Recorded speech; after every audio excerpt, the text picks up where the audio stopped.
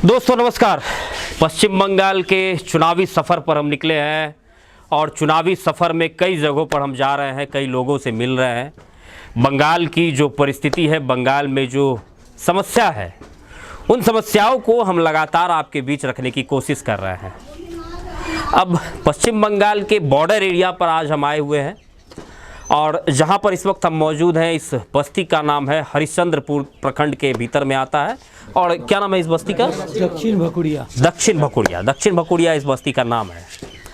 अब बहुत सारी समस्या है इस बस्ती में जो मुझे देखने के लिए मिले हैं। सामने अस्पताल है, लेकिन 25 वर्ष बीत जाने के बाद भी यहाँ के लोगों को अस्पताल की सुविधा का प्राप्त नहीं हो रहा है।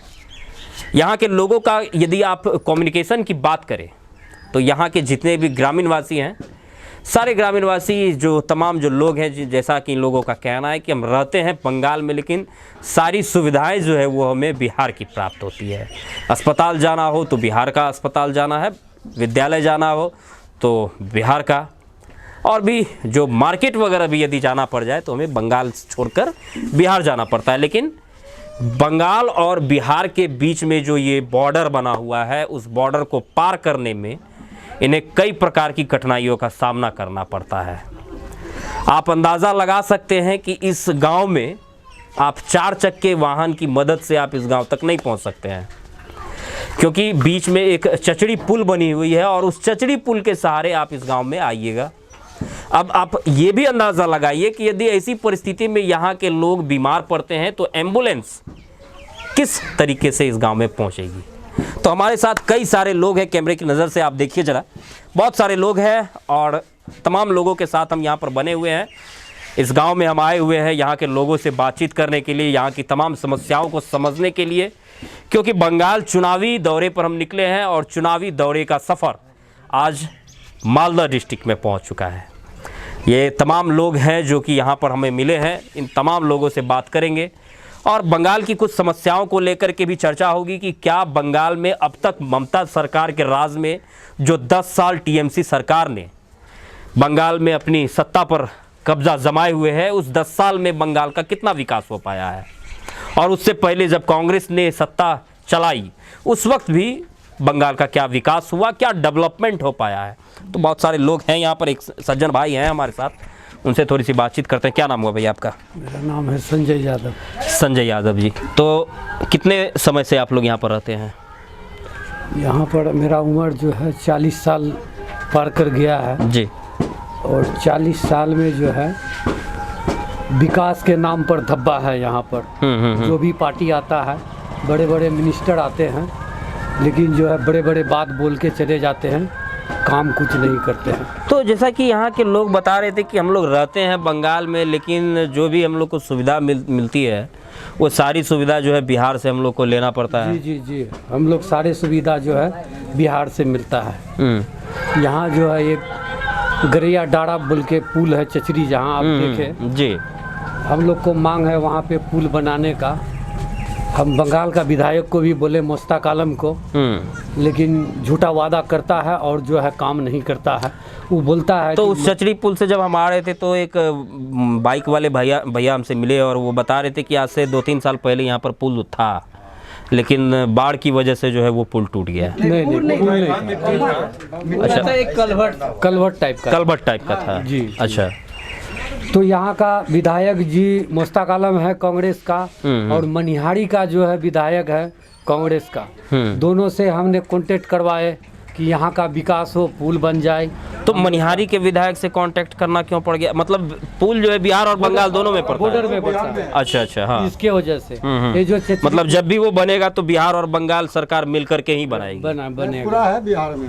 और हम लोग एक सुविधा हम लोग को मिला है, जो चचरी पुल बना है, हम लोग का सह सभापति सपन यादव जी बनाए हैं, और उसी के चलते जो है हम लोग। लेकिन इस चचड़ी पुल पर तो आपको बाइक लेकर के भी चलने में तो रिस्क है ना? बहुत रिस्क है। कभी यदि बत्ती इधर से उधर हो गई तो बाइक तो सीधे नीचे चली जाएगी, और उस चचड़ी के सहारे एम्बुलेंस तो पार नहीं हो सकता है ना? नहीं जी नहीं। तो यहाँ आप लोग जो, यदि कभी आप लोगों को कोई बड़ी परेशानी हो जाती होगी, यदि अस्पताल जाना पड़ता होगा या फिर गांव में आग लग जाता होगा तो फायर ब्रिगेड की गाड़ी या फिर एम्बुलेंस इस गांव तक कैसे पहुंचती है? कोई सुविधा नहीं है, 7-8 किलोमीटर घूम के जाना पड़ता है। जो है बेलगच्छी बोलता है बिहार, और वहाँ पे नदी के किनारे बालू है। अच्छा। और वैसे करके जाना पड़ता है, बहुत दिक्कत होता है। नाव के सहारे भी लेना पड़ता है, और गाड़ी को धक्के मार मार के लेके जाना पड़ता है। 8-10 बंदे। अच्छा, एक बात बताइए कि जब बाढ़ आता है तब आप लोगों के गांव की क्या स्थिति होती है? गांव में प्राय पानी हो जाता है। जगह जगह जो है पानी टूट जाता है, हम लोग तो एक दूसरे से मिल नहीं पाते हैं। तो उस वक्त आप लोग कहाँ पर जाते हैं? यहाँ पर जहाँ पर अभी आप और हम बैठे हुए हैं, यहाँ पर कितना पानी हो जाता है? यहाँ पे पानी नहीं होता, यहाँ पानी नहीं आता, लेकिन कम्युनिकेशन जो है वो सारा बाधित हो जाता है। गांव का जो है दोनों साइड पानी हो जाता है, जहाँ जहाँ रास्ता नीचा है वहाँ पानी हो जाता है। हम लोग कहीं जाते हैं नाव के सहारे जाना पड़ता है। तो अब तो बंगाल में बस चुनाव आने ही वाला है, बस कुछ ही दिन के बाद चुनाव होगा बंगाल में। जी। तो चुनाव को लेकर के इस बार आप लोगों ने क्या मन बनाया है? हम लोग अभी तक मन बनाए नहीं है।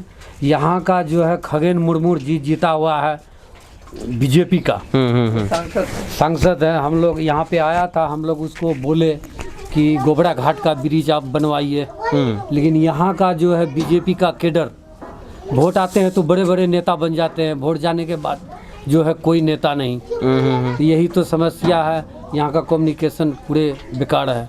लेकिन एक बात यह भी है, जैसा कि आप बता रहे हैं कि कांग्रेस के, अच्छा एक बात बताइए कि अब तक जो यहाँ ये जो आप लोगों का जो विधानसभा है, इसमें कभी भी भाजपा की कोई उम्मीदवार चुनाव जीते हैं या नहीं? जी नहीं जीते हैं। मतलब अब तक जो है कांग्रेस और टीएमसी मिल करके? नहीं, कांग्रेस और सीपीएम जीता हुआ। सीपीएम? हाँ। अच्छा, मतलब यहाँ पर सीपीएम का भी दबदबा है? हाँ, दबदबा।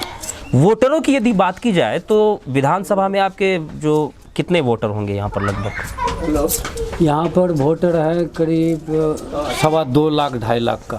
अच्छा, तो उसमें मुस्लिमों की क्या आबादी है, हिंदुओं की क्या आबादी है? ज़्यादा मुस्लिम की आबादी है, ज़्यादा 52% मुसलमान है और 40% जो है हिंदू है। तो मतलब आप लोगों से मिलने जुलने का जो सिस्टम है, वो कभी पॉलिटिशियन जो लोग आपके क्षेत्र में जो चुनाव लड़के जीत के आए हैं, वो कभी आप लोगों से मिलने वगैरह आते हैं? हाँ, आते हैं, पानी के समय में आते हैं, लाव में चढ़ के हाथ ऐसे ऐसे करके चले जाते हैं। लेकिन डेवलपमेंट आप लोगों कोई का डेवलपमेंट नहीं है। तो आखिर क्या आपको क्या समझ रहा है, ग्रामवासियों को क्या समझ में आ रहा है, क्यों नहीं डेवलपमेंट हो पा रहा है? हम लोग को मन बनाना है कि हम लोग वोट ही नहीं दे कोई पार्टी को।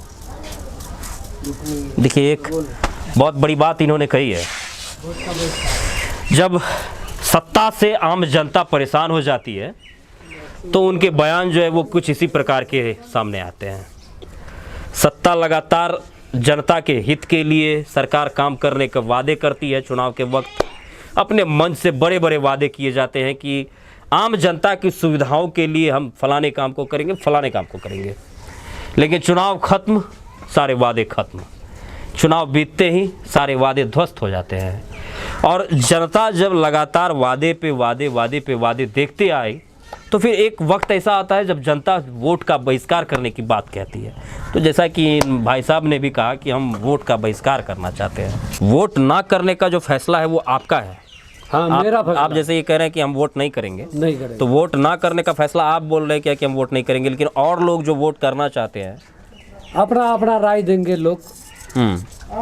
हम तो अकेले बोले कि वोट नहीं करने से फायदा रहेगा। देखिए, इसका एक ओपिनियन है ये। जी, आप थोड़ा सा आप आइए जी, आइए इधर आइए। इसका ओपिनियन बोलता है कि वोट नहीं करना चाहिए, लेकिन ऐसा कोई माहौल नहीं बना है जो कि वोट का बहिष्कार हो। वोट का बहिष्कार हो। ये तो अपना ओपिनियन दिया, यही बात है। तो आखिर इनका भी जो ओपिनियन इन्होंने दिया, तो कहीं ना कहीं ये सरकार की योजना से, सरकार की मोनोपोली से तो तंग आ गया ना। तो डिप्राइव है, फैसिलिटी से डिप्राइव है, ये बात जरूर है। इसी गुस्से से ये बात कर रहे हैं। एक नफरत सी पैदा हो गया नेता के नाम से, यही बात है। चुनाव को लेकर के आप लोग क्या कुछ सोच रहे हैं? चुनाव के लिए देखिए, यहाँ अब तक में जो रुझान देख रहे हैं, अब तक में जो समीकरण आ रहा है, उस समीकरण के मुताबिक यहाँ परिवर्तन होना चाहिए और परिवर्तन होगा। बीजेपी तो कह रही है कि हम 200 के पार चले जाएंगे। बीजेपी के लोग, बीजेपी पार्टी कह रही है कि बंगाल चुनाव में हम 200 के पार रहेंगे। जा सकते हैं। आपका क्या अनुमान है? 200 पार करेंगे ये बात तो बोल रहे हैं, लेकिन देखिए टीएमसी के इसमें भी जो है ये लोग अपना जो पैतरा खेल रहे हैं, इस टक्कर देखिए कांटे का होगा। कांटे का टक्कर होगा, यानी टीएमसी का पतन तो है, लेकिन मार्जिन हमको बुझाता है कि 200 पार नहीं कर सकता है, लेकिन मेजोरिटी मिलेगा, मेजोरिटी मेजोरिटी बीजेपी का मिलेगा।